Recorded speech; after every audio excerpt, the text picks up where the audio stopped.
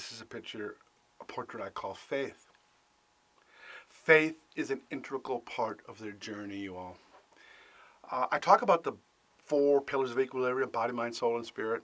Well, this is about spirit.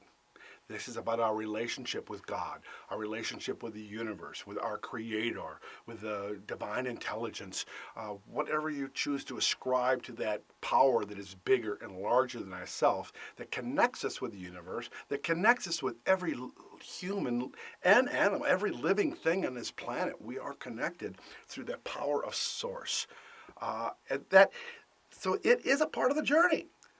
You know, I talk about the 4 pillars. We can sit, or like a 4-legged chair, or 4-legged table. Let's look at a 4-legged stool. You can sit on a 4-legged stool, and it's pretty comfortable. It's sturdy. You can sit on a 3-legged stool, but it's not quite as sturdy. So if you're missing the component of spirit, you can survive this journey, but it won't be as sturdy. It may not have as much joy in it, because we need that connection to spirit. We need to embrace that connection to spirit. Without spirit, it is a more challenging journey. Yes, you can survive, but you may find that joy is an abstract concept and may never come back into your life. So many people really hold on to their faith. And what their faith is, I'm not talking religion. I'm talking our relationship with the universe, with our God. Whatever that relationship is. It's not a dogmatic design made by man, but a relationship that comes from here. So in this picture, what is this young man? Is he talking to God? Is he talking to his loved one? If you notice the little circles in the picture, those are orbs. I drew those in on purpose because sometimes we want to connect with our loved one, and orbs show up in photographs. I believe that our loved ones live in another existence, and they can tap into us, and we can tap into them, and communicate with them in a very subliminal way. The dead is not gone. I will talk more about that as I do some videos on signs and some very powerful sign stories and communications that have happened from our loved ones communicating with us. Myself, I've had several powerful ones that I will illustrate. But to know that this, you can talk to your loved one. This could be you're talking to your loved one. When I wrote my book, Letters to My Son, I talked to my son in the first person. I said, hey, Kelly, how you doing? And then some other nights they say, Kelly, I miss you so much. And other nights I would say, Kelly, I'm coming to join you. I can't stand it here anymore. And that's okay. And that's okay. We have these thoughts. We let them in, we let them out.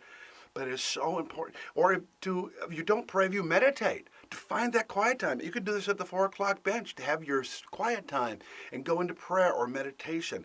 Meditation, prayer, quiet time reduces your stress. It's a fact, Jack. When you relax, when you breathe, you reduce the stress. You reduce the cortisol levels in your system. And so it's good to have that relationship with something bigger than yourself. Because when life is out of control, when you cannot control the situation, having faith is one way that we can hold on to hope. When we believe that we will see our loved one again, that we believe that we will survive this journey intact somehow, that is faith.